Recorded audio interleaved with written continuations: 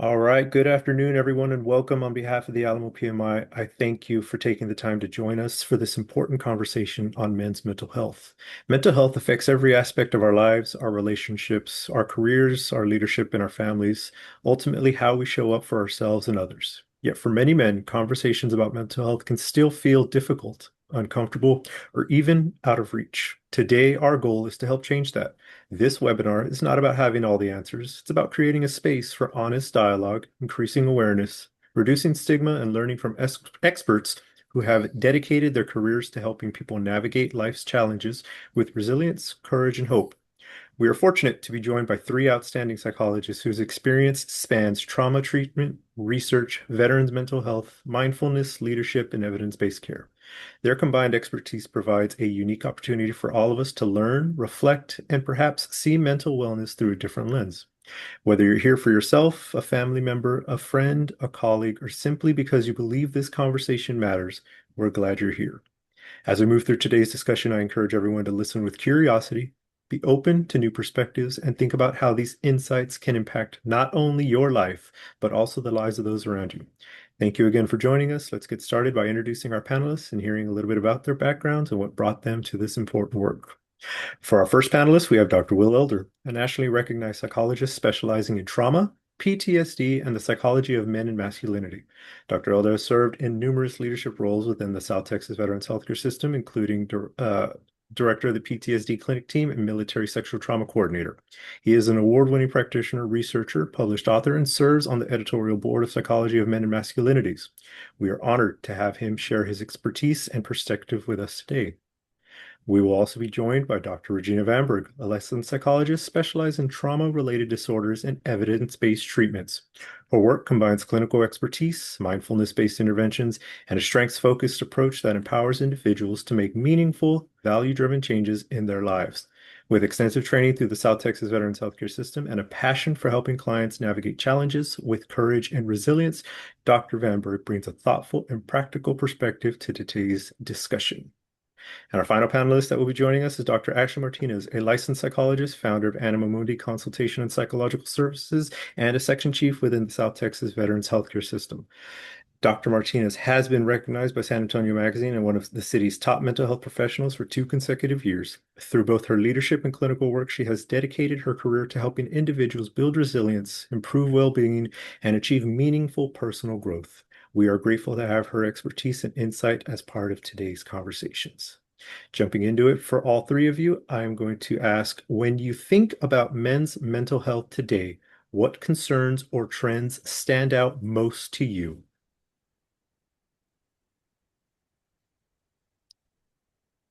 Feel free, unmute, and let's for this go in numerical order. We'll start with Ashley, Regina, then Will. Yes, of course. I think when you pose that question, there's a couple of things that come to mind, right? So, my brain goes in a couple of different directions. So, one, when I think about some of the trends related to just online. So, whether that is kind of the culture that has been developed and some toxicity with regards to what it means to be a man or male, I think is one of the things. One of the other things that kind of comes to mind is just this major shift towards kind of this digital care.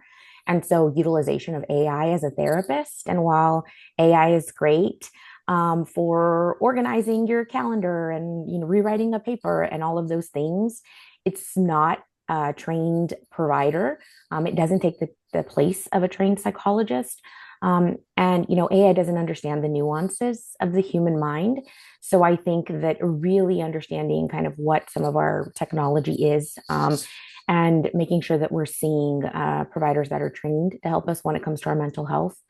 Um, and alongside that, I think, just this increase that we're seeing statistically, we are seeing an increase in anxiety and depression in men. And some of this is contributed to kind of what I've already mentioned, which has to do with more kind of economic stress, gender roles, online toxicity. And we are seeing this kind of impacting a lot of our younger men as well at a really alarming rate. So I think that that's maybe some of the first places my mind goes, as well as thinking of just the way we socialize our children, our young boys. What do we tell our young boys when they fall, right? They fall on the playground. You say like, don't cry, right? Um, And those young boys then go on to become men. So they learn to internalize their emotions and their pain rather than to express it. And so, I think that that is just one of the things that we also really need to be mindful of. Some of our younger boys, instead of the kind of like, it's okay, don't cry, you're okay, don't be a baby, shake it off, walk it off, there's a different way that we can handle that, right? That also helps our kids build grit, but changes the message and the direction, to something more along the lines of, hey, are you okay? You're doing okay? Take a couple of deep breaths. You want to sit down for a little bit, are you ready to get back out there and play? So you normalize this idea that they're having these big emotions. You allow them to emotionally regulate. And then you go, okay, great. Let's keep it moving. Right. So I think there's just a lot of different things that maybe come to mind for me. Thank you for that, Regina. I think that's a wonderful answer. As always, Dr. Martinez is incredible at articulating really complicated issues in ways that I think are really salient. And one of the things that I'm going to dovetail off of what she's saying is um, it's really difficult because we socialize men to think that their mental health is unimportant. But as a society, we also talk about mental health in ways that make it really nebulous and difficult to pinpoint what is mental health, what is normal functionality, and what is distress, if not crisis. So, one of the concerns I have when I'm thinking about the men that I've worked with in my practice is, um, you know, recognizing that when they're coming in the door, they may be struggling in ways that don't always fit what our traditional image of mental health problems look like, right? We may tend to think of depression as sadness or anxiety as worry or fear, but in actuality, the way it presents for men often will be things like irritability, emotional withdrawal, workaholism, substance use, risk taking, relationship difficulties with depression and or anxiety, right? So I think we're getting better about talking about men's health in ways that are more concrete and help folks kind of know what is going on within them. But we still have a lot of work to do helping people recognize distress before it becomes crisis. Many of the things that I just mentioned, we just consider that normal functioning in this hectic, stressful world. And it really doesn't have to be. And I think we've given men the disservice of telling them that that is just something they're supposed to be dealing with out there. And that's the mark of masculinity. Fantastic. Will? That was great. This is fun. I I say this often, but like this is the topic that no one in my life wants to talk to me about anymore. And it's fun. It's fun to be with people who actually, who really also are really interested and excited about this. Um, I I think that um, an idea that I'm really excited about, something that I read a couple of years ago that's changed the way that I see um, approaching men. I think that you know, over the course of my career, I've seen that the major plot in helping men is to teach them to express their emotions more. And that being emotionally inexpressive is the most detrimental part of masculinity. But I think that as research is progressing, we're seeing that's not actually true. It's not being inexpressive that hurts men. It's being hyper independent that hurts men. We can all think of men who talk a lot about their feelings, and we can talk about, we all know men who don't talk much about their feelings, but when they do so to connect, and they're really sincere about seeking help. And it's this sense that you have to deal with all of your emotions and your problems on your own that actually gets in the way of your mental health. I'm not saying that inexpressiveness isn't harmful. It is. But I think, it's helped me to like pivot a bit and go, my role isn't to get these words out, though that's important. My goal is to change vulnerability and willingness to be flexible and see other points of view and to not be so self-reliant and feel so trapped. So that's a thing that's been exciting for me, I think, and is a trend, that kind of helps me to know what to do with these, 40 years of masculinities research that show that these norms are associated with all kinds of problems. You know, um, negative attitudes towards women and sexual and gender minorities, difficulties with help seeking, with every mental health issue listed in the DSM. Um, I I'm you know I think it's also why rapport is so incredible when you're working with men, that if you can create that relationship, that you're breaking down the hyper independence part.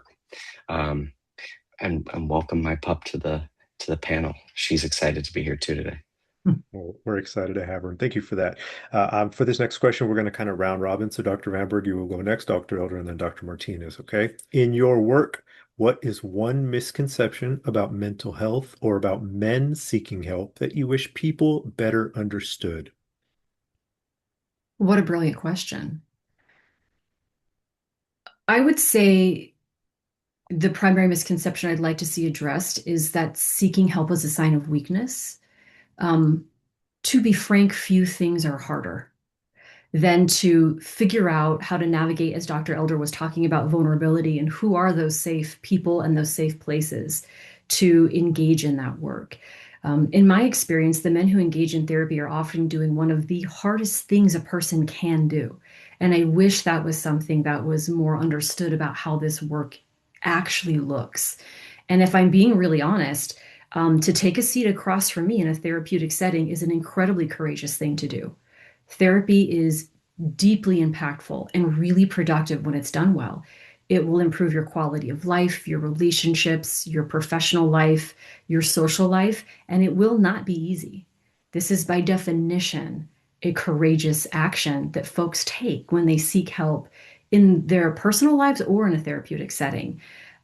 It's not about taking care of it on your own as a sign of resiliency. Therapy is about adding tools so that resiliency doesn't have to come at the expense of your health and your relationships and your quality of life. Fantastic. Thank you for that, Dr. Elder. Um, I I really appreciate, Regina, that you said the word person. It's one of the most courageous things a person can do.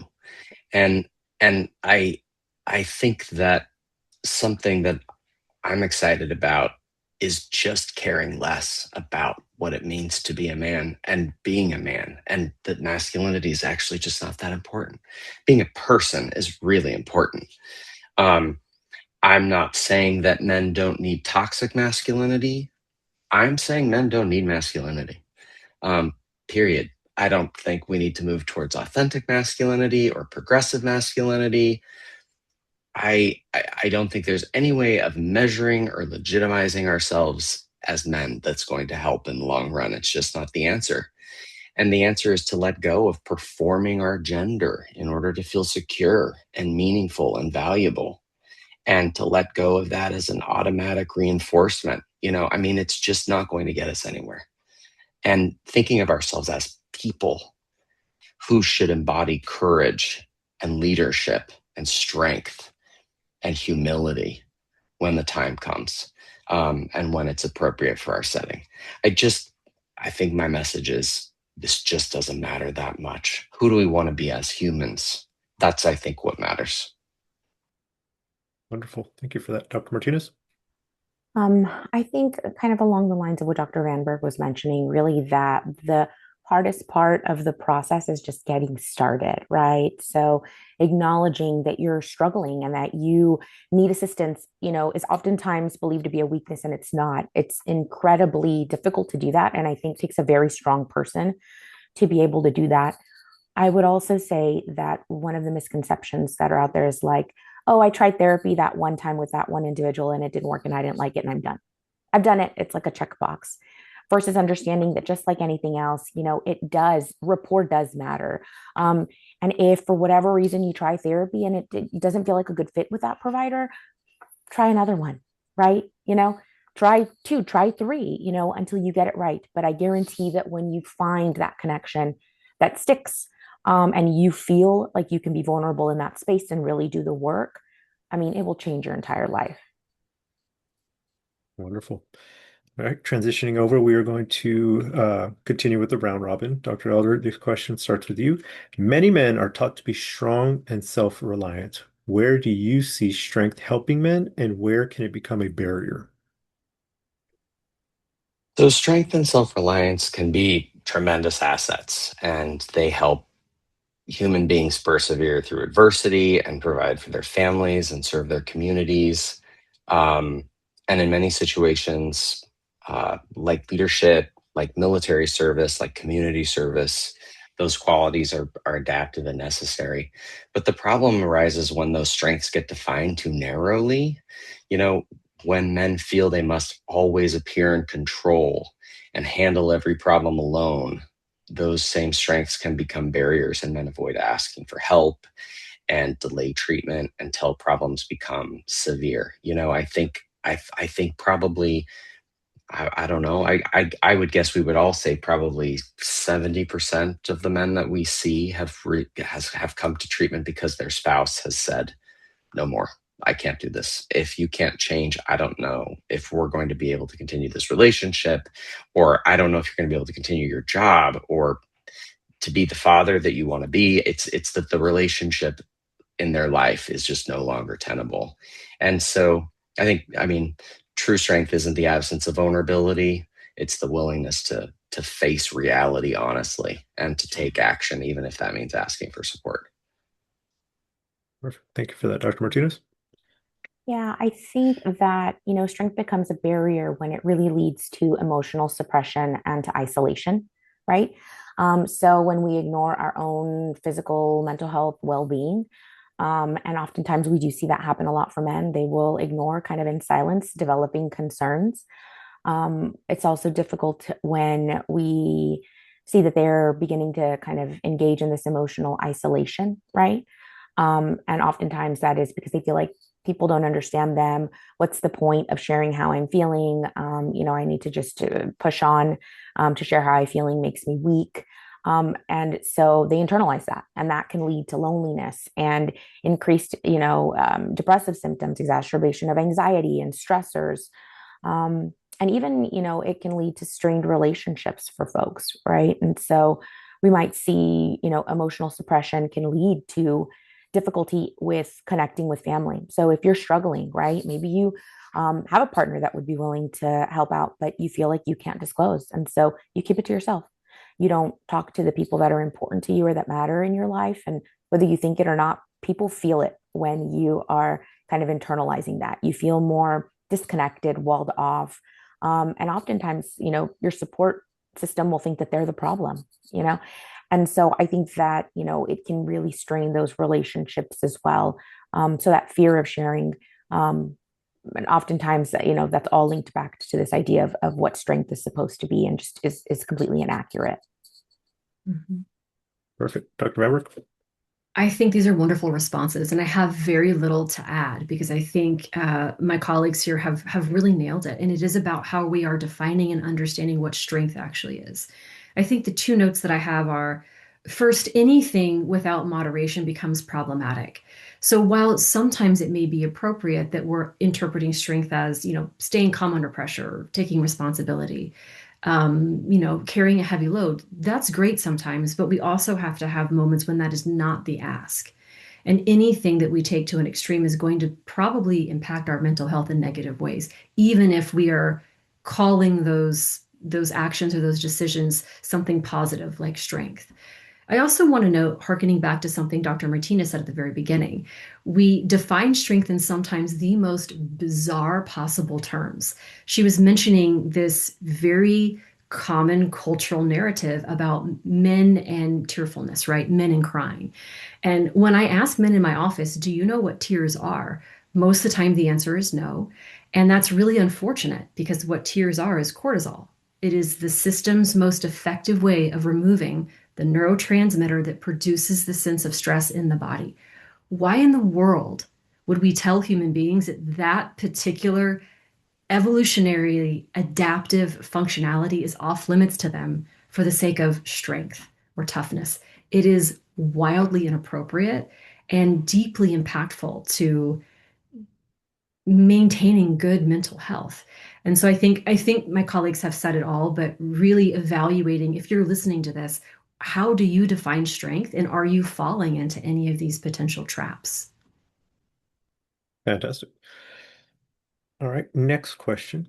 What are some signs that stress, trauma, or burnout may be affecting someone even if they appear to be functioning well on the outside?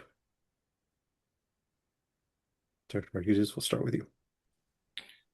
I think we've kind of hit on this. I know Dr. Vanburg mentioned this earlier. One of the things that I think we see a lot that people don't recognize falls in line with concerns about mental health is increased anger, irritability, or aggressiveness.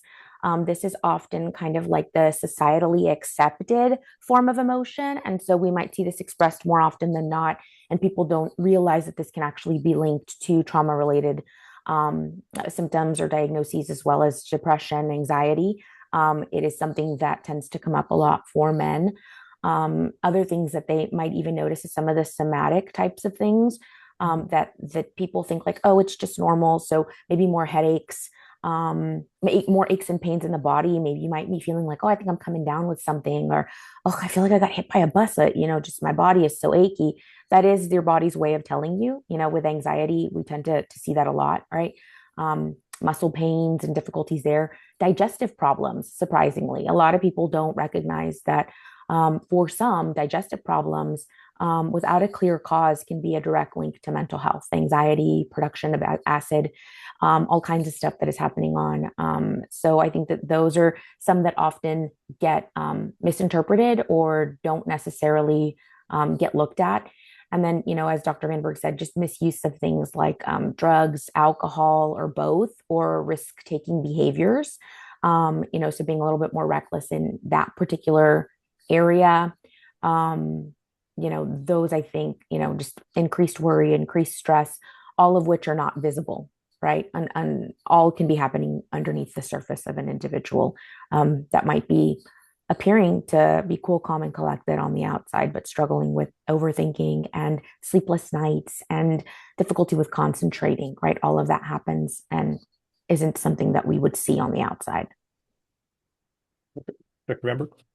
Yeah, fantastic answer. I'm of a similar mind. I think it's very easy the way that we acculturate people to confuse functioning and thriving. They are not the same thing.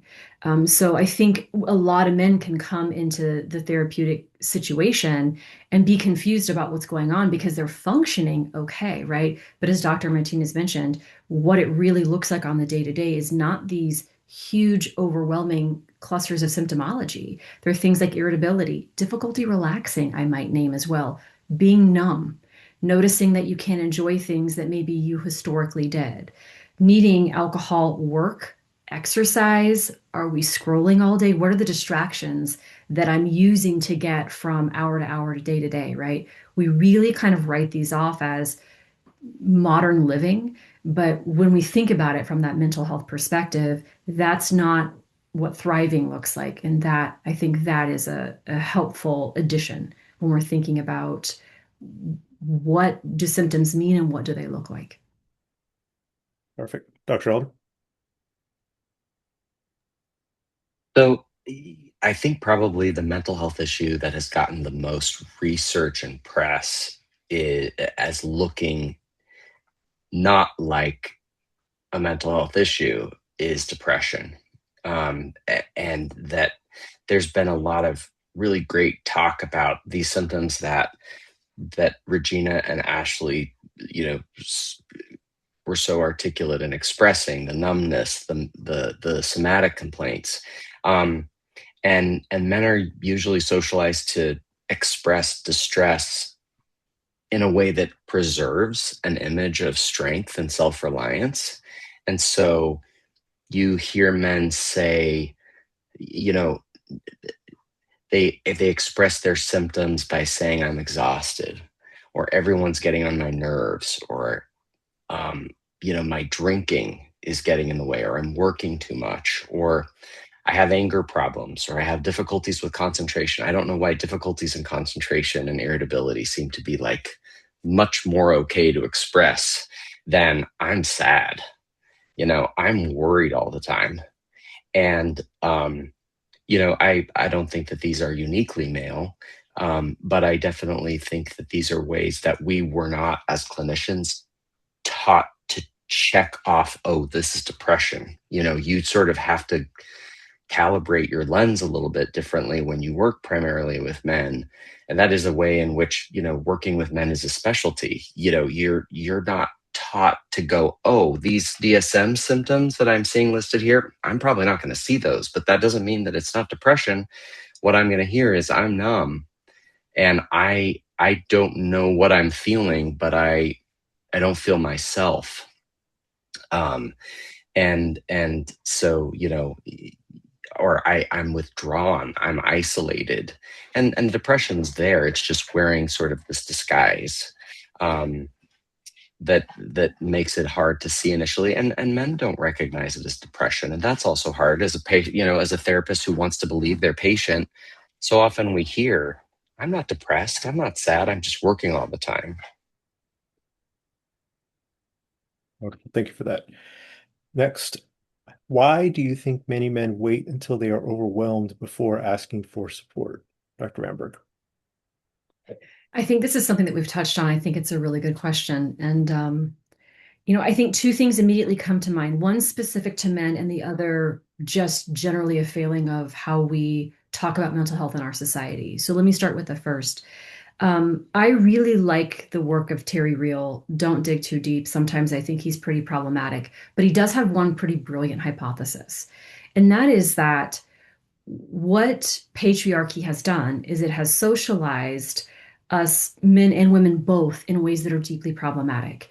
Women historically have not been able to access the things that we classify as masculine traits, right? Directness, assertiveness, sometimes wealth, education, things like that, being in rooms of power, holding power. But patriarchy has taken things from men too. It's allowed them to have some of those more masculine traits, but it's told them that if they are doing anything that is not those, that's by definition weakness. It's by definition not being manly. So things like having an understanding of your own mental health and your own internal experience, being able to label your emotions and think that they are important and actual data for you to use in your day to day. What this means is, as we're kind of changing and as we're hoping to destigmatize the use of mental health by everybody, men have a harder piece of work in front of them, arguably, because their work is to start learning how to do things that we as a society have said are kind of inherently unvaluable. That's very different from the work that women are doing in this modern space, where we are claiming what society has said are very powerful and good things to be, right? It's a very different ask. So when we think about why might a man be hesitant to acknowledge that they are having a struggle and or seek therapeutic help for that, it's really not a mystery to me. We've asked them to not think it's important. We've taught them that. So overcoming that is definitely part of the work, and it's very, very difficult. The second piece is more just kind of general socialization in the United States, which is we kind of think about therapy like you do this because something is wrong with you versus this is hygiene, right? Everyone could stand to be more skillful. That just is what it is. And so I think it's kind of a double whammy for men then, right? Because there's the gendered part of it, but there's also just as a society, we kind of see this as last resort versus we should all be kind of making sure that we're as skillful as we can be. Thank you for that, Dr. Elder. Gosh, it's been a while since I've spent some time with you, Regina, and that was such a fantastic answer. And I really appreciate that you couch this in systems of power, that you're asking men to do a thing that we don't value very much, and that men have been told to be the opposite of their whole lives, and that we could do another panel that is just as important about women and about changing role norms and expanding role norms for women to include strength and leadership and and courage and all of these fantastic things. And it is a hard ask to say to men, I want you to start doing these things that, consciously or unconsciously, you gave away in adolescence to assume this promise of power, You were told that if you stopped feeling these things, if you cut off your range of emotions to only be this big, you will lead, and you will be respected, and you'll be successful. And so to say, actually, you were lied to, and you need this much, and this is not going to get you very far in your personal life. You may look great, but you're going to be pretty miserable. And I think that I wish I I think that I think that in part also too, men wait because they're so afraid that therapists are going to somehow manipulate them or control them or pressure them to make changes they're not ready to change make. Therapy isn't the place that you go. It shouldn't be the place you go where when everything is falling apart. It should be a place to just learn some more skills. You've kind of maxed out what you know to do, and you're like, hey, what are some other ways of managing my emotions? Um, and you'll be in control of what happens and what you talk about. And your psychologist's job is to help you learn how to make great decisions so you feel good about what you do in life. Um, you'll be the one in the driver's seat for sure. Perfect. Dr. Martinez? I think my colleagues have captured it beautifully. I don't know that there's very much left for me to say. I think I might just add on the emotional side of the house because of all of these factors that we're talking about and what historically we have said is appropriate or not appropriate for men. I do think that when they hit that parameter and they're like, oh man, maybe I do need help, there is a bit of sometimes shame or guilt that comes with that, that can also get in the way of asking for help. And then for a whole other subset of folks, just a lack of education on what mental health symptoms really are, right? So for some people, they don't even realize that they're even going through it. And so unfortunately, they continue to do the things that are maybe not helpful for them, instead of potentially reaching out for help, to learn these skills that can help them, lead a more happy, healthy life. Perfect. Next question. How do culture, family expectations, or professional identity influence the way men experience or talk about mental health? Starting with Dr. Elder.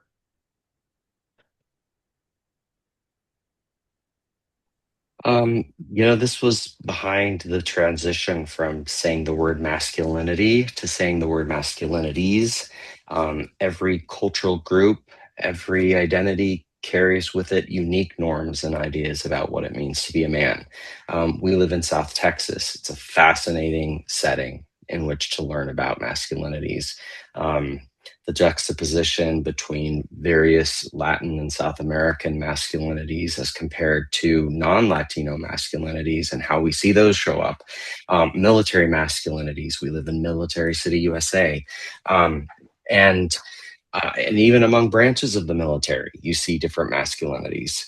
Um, and and so there are different norms for different groups. Um, I I think that uh, you know I think that flexibly being able to be different types of a person, to exert different parts of your character when you're in different groups is also normal and adaptive. Um, it doesn't make you manipulative that you're a different person with your friends than you are at home, than you are at church, than you are at work. Um, and and kind of doing what works and doing what's effective. I love the word adaptive, because it kind of abstracts the words right and wrong and valid and invalid. What's working? What's not working? How can we help you to get what you want more often in life and in those settings? Perfect. Thank you. Dr. Martinez? I think I would say just cultural expectations at large really impact the way that men experience or talk about mental health. So, again, I think if we go back to this space where, if you are from an identity that it is believed to, you know, you must appear strong, you must be self reliant, we discourage emotional openness. Well, that's going to impact your ability to talk about mental health. It's going to impact the way that you experience things, right? And so this, of course, as Dr. Elder mentioned, varies from culture to culture, or from different environments that we are placed in. So I think that, those nuances with regards to cultural expectations and environments is really what can impact, an individual's seeking help or deciding that they don't want to do that. And unfortunately, that also delays diagnosis, and it delays the ability for the individual to get treated. And more often than not, what we see this happen is then it intensifies over time and then can become a crisis situation. So I think that, unfortunately, the way that we are raised, the way that we're socialized, the cultures that we are brought up in, where we are geographically, is really going to impact, an individual's capabilities of getting help or seeking help or even thinking that that's an option for them. Thank you for that. Dr. Vanburg? Um, I think I have very little to add. Again, my colleagues are brilliant. What I think is really interesting to point to, and I hope the audience will explore for themselves, is to speak about identity is a very complicated thing, right? Every one of us has multiple identities, and it's not uncommon for those things to conflict, right? What your family needs from you is probably different than what your branch of service needs from you if you are in the armed forces, right? What you need to do if you are, in a religious space or you're in your professional space is different. And I think taking a beat to think through what are your cultural influences, how does your identity shape up day to day, is really important, because part of what we're navigating here is the difference between being accepted because I can meet the expectation of that particular group, community, space, versus being authentic, and where those two things collide and where we have to maneuver sometimes very carefully because the demands are so often conflicting.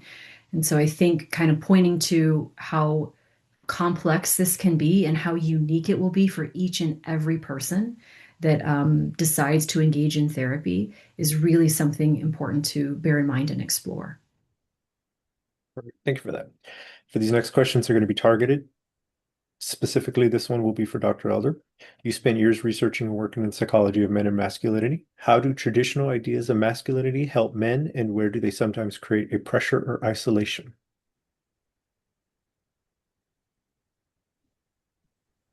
Um, I really love this metaphor that was first written about by David Lezak, who published a paper in 2002 talking about how when men experience trauma or mental health issues, that men are in a vice grip with two edges. And on one end is biology. It's um, the the nervous system demanding attention, and the hypervigilance and being on edge that you feel, or the feeling down and hopeless. And then on the other edge is masculine expectations telling them to ignore it and to look strong and powerful. And over time, biology is going to win every time.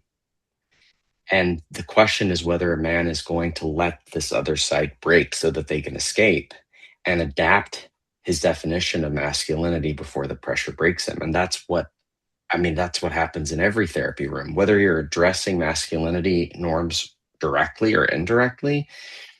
You're helping a man to sort of flexibly adapt and change what he thinks about what it means to be a man and be a human, and to also de-emphasize how important these role norms really are in being healthy and happy. Perfect. At this point, would any other panelists like to weigh in? Feel free at this moment. No, no, perfectly fine. This next question is for you, Dr. Martinez. You lead both within the VA system and your own organization as a clinician and a leader. What do you believe prevents more men from engaging in mental health care earlier on in life? I think this is a great question. I feel like we've already hit some of the elements of this as we've been having this larger conversation. I think there are maybe three immediate elements that kind of come to mind. And I think the first, of course, we've talked about, which is gender norms, right? So this idea of like men need to be brave, they need to be strong, they shouldn't complain, they need to figure it out on their own, right? All of that, coupled with kind of this just stigma fear of being judged, all of that, right? And so societally, we do kind of encourage men to internalize things, right? So there's all of these internal pressures that they have, thinking that they need to, man up, right? Because again, to ask for help or to engage in mental health might be viewed as an emotional vulnerability or as a weakness. And this can lead a lot of men to really conceal the struggle that they're having, and avoid discussing it altogether. Again, until they, may reach level of crisis, or they just don't, and are kind of in this perpetual state of, the symptomology, whether that's depressive, anxiety, whatever that might look like for them. So I think that is one of the areas. So gender norms, I think, unfortunately, the way we socialize men, young boys, and what the ask is of them, and what it means to be kind of like a man, right, can get in the way. I think that secondarily, and I've mentioned this before, I think just the lack of information and communication, and how do I link up with a provider is another one. So, research really does indicate that the more informed somebody is about mental health and the options for help, the more likely they are to actually seek out support, right? And so some, recent studies actually suggest that men tend to know less about mental health conditions and about treatment. So then, of course, it does make sense that fewer of them might look for help or look to get help for their well-being.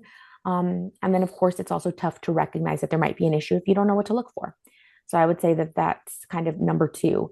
And then, last but not least, I think just not seeing the value of mental health support, right? So men are less likely to explore professional help, like therapy.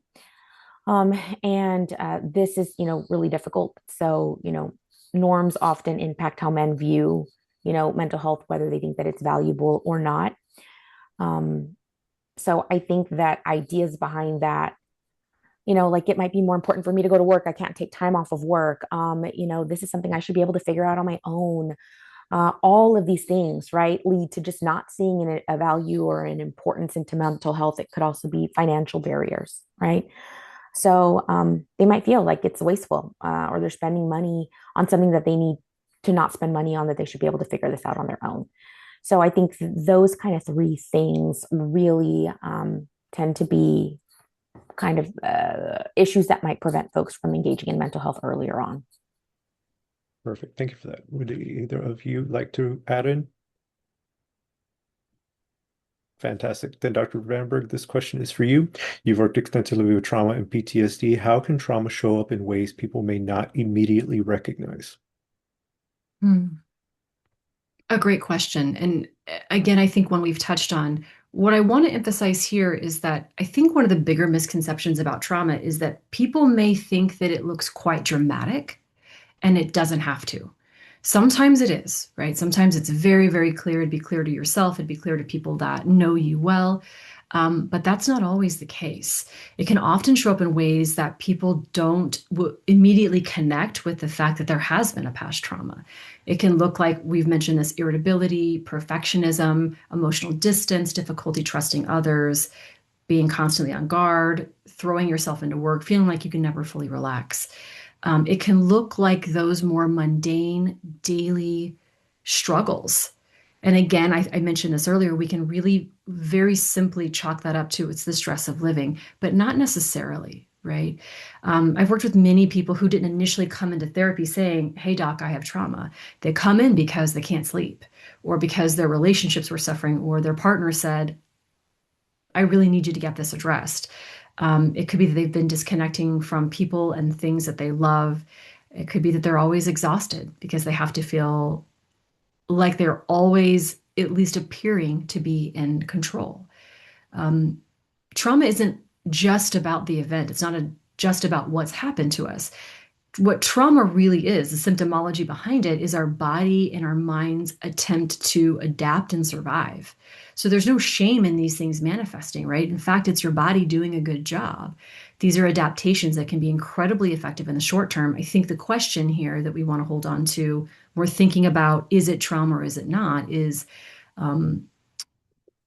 are these strategies still serving me at this point in time. And if not, that may be the thing that kind of helps connect the dots and brings someone into some kind of helping space before things do become, quite critical.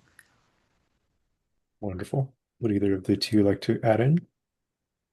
I would just like to add that I think one of the misconceptions is um, what is categorized as a traumatic event. And so some people think like I need to have been held at gunpoint, I needed to have gone and been in a theater of war. And that's not always the case. There's several types of trauma, whether that's childhood trauma, whether that is medical trauma.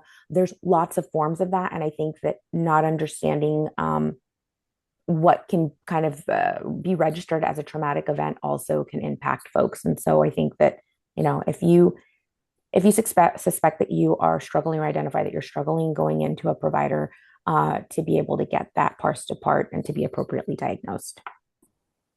Fantastic.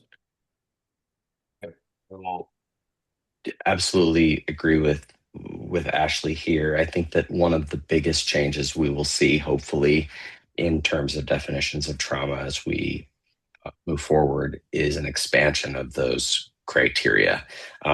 Sexual assault is the number one event that leads to a diagnosis of PTSD, which is why 20% of women at some point will have a PTSD diagnosis as compared to 4 or 5% of men.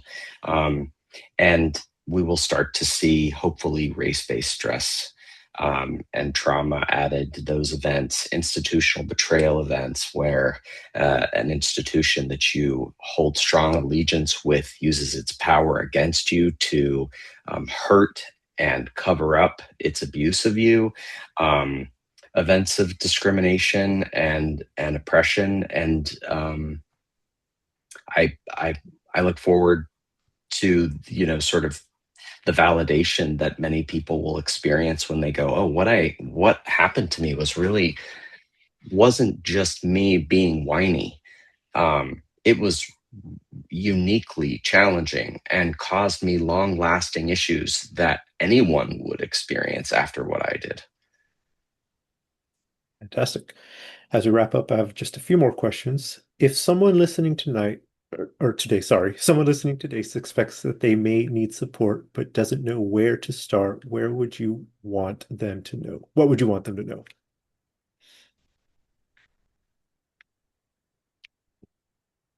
Anyone can open this up. Sorry. I'll jump in for this one, or to kick us off. You don't have to have it all figured out. There's lots of resources to assist you. You can go to Psychology Today and view lots of therapy providers who offer in-person and virtual services. You could check with your employer or your insurance company. Employers often have EAP services, or your insurance companies might also have a list of providers that are in network, so that the cost is reduced. So you don't have to figure it all out. I think just even starting to identify what you need is maybe the first step. Wonderful. Thank you. I would like to add that we've mentioned this before, but it's worth repeating, especially in under this question. Rapport is critical. As Ashley mentioned, you don't have to have it figured out. That's what we're trained to do, right? Most providers that I know that do this work well do it because they love it and they believe in it. So let them be that guide for you to help figure out what the details are. But before we can get to that point, it's critical that you're working with someone that you do feel can listen well, can understand where you're coming from, and makes you feel like this is a place where you can be productive in the work that you're putting in. Therapy is a heavy lift, right? It ought to be, because what we get out of it is profound in nature. We want to make sure that you're with the right person. And this is, again, it's been mentioned, but it really does bear repeating. That rapport is really critical when you're thinking about how and where to start and with whom. These are great answers. I mean, I think for audience members, I think I'm okay in disclosing that the three of us also grew up together professionally and have informed one another's opinions. We've been listening to each other for 10 plus years. Um, these are some of these are answers that I've heard, and I'm sure you've heard from me that you were like, I remember when Will said this, but it's evolved a little bit, and I'm glad he's grown up a little bit. And I'm like, oh damn, I remember when Regina used to share those things in those groups that I used to lead with her. Wow, she's so powerful. And Ashley has always sort of led the way in thinking in South Texas about race-based stress and trauma. I love that Ashley explored that there are many different resources and that you can start in so many different places. And if Regina hadn't said rapport first, I would have said rapport first. So I'm going to round this out with the thing number 3, which is evidence-based therapies, which is not a sexy topic, but I have worked with so many different patients who've come to me and said, I was with a therapist for like a year. I just didn't feel like anything changed. And I'd say, what happened? What did you do in the session? Oh, I don't know. We just talked about whatever was going on in my life that week. Okay. Was there a manual? Were there handouts? Was there some assignments between sessions to help you to learn how to more intuitively implement the things that you were talking about in therapy? No, no, no. So also ask your treatment, person, what therapy are you going to use? Why are we making that decision? What are my choices? What's the, evidence that that therapy works? Um, I- you know, you can make incredible amounts of progress in 4 months in therapy, if you're using the right treatment. And so, ask questions, be an informed consumer of your own mental health. Ask for the evidence. That's okay. That's just part of mental health literacy. It's not aggressive to ask that of your provider. It's just good care. Wonderful, wonderful responses. Next question. What is one message you hope every man listening today walks away with? All happy to jump in. Just seeking support is one of the best things that any person can do to protect their health. It helps you better show up for yourself and for others. Both Will and Regina have probably heard me use this analogy a million times. A lot of people have heard the oxygen analogy, and it is completely accurate. So if you're on a plane, what do they tell you if the plane's going down? What do you need to do? You need to grab that oxygen mask. You need to put it on, right? Do not try to put it on for the elderly person next to you or your child because you might pass out and then you're no good to anybody. The first person that you need to put that on is you. Once you've done that, then you can be of service to others. So I think that's what I'll leave it with. I think I would say if you're walking away with one message from today's conversation, it's that you do not have to carry everything by yourself. Human beings were never designed to do that. It is not a failing if you find yourself struggling to do that. That's appropriate. It doesn't mean that you're making mistakes or that you're ill-equipped. It means that you're human, and we welcome that. That is the point. It's the whole point. So please, if you are a person who asks yourself to hold everything, let yourself off the hook a little bit. Wonderful. And I'm going to balance out that compassion with a little bit of directness, which is you're not going to outrun this. You know, you cannot, if you are avoiding talking about something and it keeps coming up and up and up, no matter how you distract yourself or blame it on something external, the issue's going to last until you talk about it and face it. And I've seen men in their 20s and 30s, they just think they need to change jobs or get a new girlfriend or move cities or keep drinking or work out more or play more video games. But when you face those difficult issues, they will finally resolve and you'll be able to live a much more free and empowered life and have a huge range of decisions in front of you open that you didn't know you'd be able to make. Wonderful. Rounding out this call, I want to thank you all so much for joining us today. One last question is, what is one small step someone could take this week to invest in their mental health?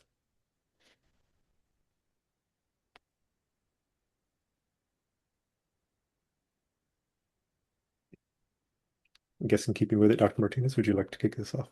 Sure, happy to do that. I think I've mentioned this already. The change can start, the change has to start with you, right? When you expand your views on how men should think, feel, and behave, you really do allow everybody to be more fully themselves.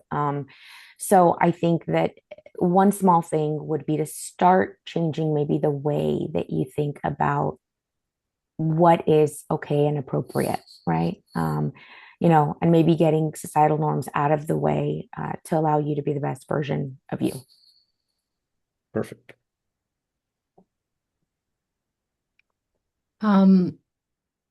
I think one small step is recognizing that real connection is one of the strongest protective factors we have access to. And practicing that is beneficial for everyone. So, one small step might be picking a person that you trust and have a conversation that's, let's just say, 10% more honest than the one you would normally have. This is not about, a crisis conversation. This is not deep disclosure, but just a little bit more honesty. Try it on, see how it works, see where that gets comfortable or uncomfortable, see who it works well with and who it doesn't work well with. You could explore that a little bit and find, I think, really important information about how your connections are doing and how you feel in connection. Really important data. Perfect. Thank you for that, Dr. Elder. Um, I I'm gonna second that. I Every year on my birthday, I write down three things and I make myself write them down before I review everything I've written down at any other point in my, life. And about every 3 years, I realized the thing that I learned this year line is always my happiness in life is dependent on the quality of my relationships. And it's hilarious to me because I'm always like, oh, that was so profound. I learned that this year. And then I'm like, and it's the thing I learned 3 years ago, and 3 years ago, and 3 years ago before that. And so, I think of the happiest times in my life. I was surrounded by people and had a community. I didn't need 15 people. If I had three people that I really invested in and had a sense of understanding with, that dramatically changed how happy I was that year. So I agree. I agree with Regina. Um, the the honesty, the vulnerability. Um, sh- you know, we don't live in a culture that rewards you for having relationships. We live in a culture that rewards you for your appearance and how hard you work and how successful you are. Um, no one knows the quality of your relationships but you. It's a super private um, thing that you do for yourself. So, I mean, I guess, let yourself connect and make time for those relationships. I know that's also, full disclosure, my goal for this year too. Perfect. Thank you for that. For those of you, since this is an audio recording, Dr. Martinez has shared that there is, of course, a suicide hotline that you can always reach out to. 988. This lifeline provides free and confidential emotional support to people in suicidal crisis or emotional distress 24 hours a day, 7 days a week, all across the United States. All you have to do is text 988 to connect with a trained crisis counselor. Aside from that, you also have the Veterans Crisis Line. This helpline is a free confidential resource for veterans of all ages and circumstances. All you have to do is dial 988, then press 1, or you can text 838-255, or you can also chat online. They are available 24/7. That is going to end this webinar on men's mental health. I thank you three so very much for joining us, for sharing your wisdom, your insights, and for hopefully helping someone who didn't know that they needed it. I want to thank those of you who joined us for today's call for taking this time to hopefully learn something better yourself, maybe even save a friend, family member, or loved one. If there's anything else that you three would like to add, this is your time for any closing remarks. Otherwise, we will go ahead and wrap it up. Thank you so much, Joe, for organizing this and for inviting us. I'm grateful to have been here today, and feel encouraged myself in my own work. I appreciate it. Thank you. Thank you for that. Thank you for sharing. Agreed. Thank you for organizing. And to anyone who listens to this recording right now in real time or in the future, well done you. This is a really good first step to expose yourself to information that you may not have already had. And that investment pays off. I promise that it does. Thank you for being here. Absolutely. Thank you for being here. Perfect. And that is going to go ahead. I am going to end the recording.